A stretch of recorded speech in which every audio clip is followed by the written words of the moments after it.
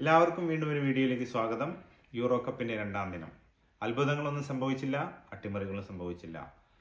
പ്രഗത്ഭരായ ടീമുകളെല്ലാം വിജയിച്ച് മുന്നോട്ടേക്ക് കയറി. എടുത്തു പറയേണ്ട മത്സരം സ്പെയിനും ക്രൊയേഷ്യയും തമ്മിലായിരുന്നു. കഴിഞ്ഞ ലോകകപ്പിൽ നല്ല പ്രകടനം നടത്തിയ ക്രൊയേഷ്യയിൽ നിന്ന് കുറച്ചധികം നമ്മൾ പ്രതീക്ഷിച്ചിരുന്നു. പക്ഷേ ഗോൾഡൻ ജനറേഷന് ശേഷം റീബിൽഡ് ചെയ്യുന്ന സ്പെയിൻ ടീമിൻ്റെ നല്ല സൂപ്പർ പ്രകടനമായിരുന്നു. അവർ ആദ്യ പകുതിയിൽ തന്നെ 3 ഗോളുകൾ നേടി ആ മത്സരം വിജയിച്ചു. അതായിരുന്നു ഇന്നത്തെ ഏറ്റവും നല്ല അട്രാക്ഷൻ. അതുപോലെ ഇറ്റലിയും പതുക്കെ പമ്മിയാണ് തുടങ്ങിയത്.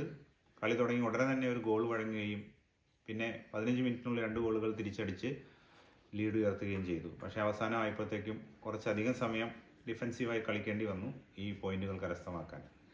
ആദ്യ മത്സരത്തിൽ സ്വിറ്റ്സർലൻഡ് ആകട്ടെ വളരെ മനോഹരമായി കളിച്ച് ഹംഗറിയെ കീഴടക്കി. പക്ഷേ അവസാന നിമിഷം അവർക്കും വളരെ ഡിഫെൻസീവായി കളിക്കേണ്ടി വന്നു. എങ്കിലും മൂന്നാമത്തെ ഗോൾ അടിച്ച് അവരും ഈ മത്സരം വിജയിച്ചു. വളരെയധികം ആവേശമാണ് ഗാലറികളിൽ നമുക്ക് കാണാൻ സാധിച്ചത്. കളിയും ആദ്യത്തെ ദിവസം വെച്ച് നോക്കുമ്പോൾ നിലവാരം ഉയർന്നതായി നമുക്ക് കാണാൻ സാധിച്ചിട്ടുണ്ട്. എല്ലാ ടീമുകളും രംഗത്തിറങ്ങിയാൽ മാത്രമേ ഇത് ആവേശമാവുകയുള്ളൂ. സാധാരണ ജൂണിൻ്റെ മഴയിൽ നാട്ടിലിരുന്ന് വളരെ നൊസ്റ്റാൾജിയോടുകൂടി കാണുന്ന ഈ വേൾഡ് കപ്പൊക്കെ അല്ലെങ്കിൽ യൂറോ കപ്പൊക്കെ വരുമ്പോഴത്തേക്കും നാട്ടിലുള്ള പലരെയും ഓർമ്മ വരുന്നു, നൊസ്റ്റാൾജി ഓർമ്മ വരുന്നു. അങ്കമാലിക്കടുത്ത് മഞ്ഞപ്ര പഞ്ചായത്തിൽ തൊളപ്പാറ എന്ന ഗ്രാമത്തിൽ ആണ് ഞാൻ ജനിച്ചത്. അവിടെ ഫുട്ബോൾ കളിക്കാനുള്ള അവസരമൊന്നും ഉണ്ടായിരുന്നില്ല. എങ്കിലും ഞങ്ങളുടെ ജനറേഷനിലുള്ള കുറേ പിള്ളേർ എല്ലാവരും കൂടി പല പേരുകൾ ഓർമ്മ വരുന്നു. ജോഷി, മാർട്ടിൻ, റെജി, തുടക്കത്തിൽ അവരെല്ലാം MLB ഇവരെല്ലാം കൂടി നമ്മൾ തുടങ്ങി.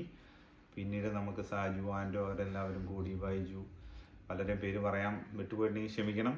അങ്ങനെ ഞങ്ങൾ കൊച്ചുവനത്തിൽ എല്ലാവരും കൂടി ഒരുമിക്കുമായിരുന്നു. ഞങ്ങളുടേതായ രീതിയിൽ ഫുട്ബോളിൻ്റെ ഒരുമിപ്പിക്കുന്ന ആ ഒരു മാജിക്ക് ഞങ്ങളെ ഒരുമിപ്പിച്ചിരുന്നു. ഇന്ന് ഓർക്കുമ്പോൾ മനോഹരമായ ഓർമ്മകൾ വരും. അന്ന് അവിടെ കളിക്കാൻ പല സ്ഥലങ്ങളിൽ നിന്ന് ആളുകൾ വരുമായിരുന്നു. മഞ്ഞപ്പുറയിൽ നിന്ന് വന്ന ജാഫി, സിജു, സുനി, ലാൽജി, അങ്ങനെ ഞങ്ങളുടെ ടീമും പല മത്സരങ്ങളൊക്കെ തോറ്റെങ്കിലും പിന്നീട് ഞങ്ങൾക്ക് വിജയിക്കാനൊക്കെ സാധിച്ചു. അതിനെല്ലാം ഓർമ്മ വരുമ്പോൾ ഈ ഫുട്ബോളിൻ്റെ മാജിക്കിനെ കുറിച്ച് പറഞ്ഞു വന്നതാണ്. വളരെ സന്തോഷം. ഇന്ന് അവരെയൊക്കെ ഓർക്കാൻ കഴിയുന്നു. ഞങ്ങളുടെ സൂപ്പർ സ്റ്റോപ്പർ ബാക്കായ ആൻഡോ കഴിഞ്ഞ വീഡിയോയിൽ പറഞ്ഞു ജർമ്മനിയെ സപ്പോർട്ട് ചെയ്യുന്നു. ഓസ്ട്രേലിയയിൽ ജീവിച്ചിട്ട് ജർമ്മനിയെ സപ്പോർട്ട് ചെയ്യുന്ന അവൻ്റെ ആ സപ്പോർട്ടിങ് ജോണിച്ചേട്ടന് ഒട്ടും പിടിച്ചില്ല. ഞാൻ കമൻറ്റ് ചെയ്യുകയും ചെയ്തു.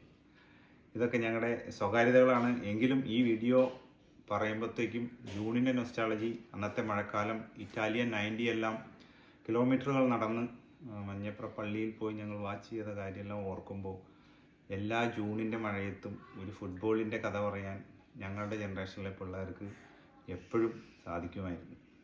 യൂറോ കപ്പ് ആവേശത്തിലേക്ക് പോകട്ടെ, അട്ടിമറികൾ നടക്കട്ടെ, മനോഹരമാകട്ടെ. കുറേ അധികം കഥകൾ പറയാനുണ്ട്. അടുത്ത വീഡിയോ കാണാം. Thank you.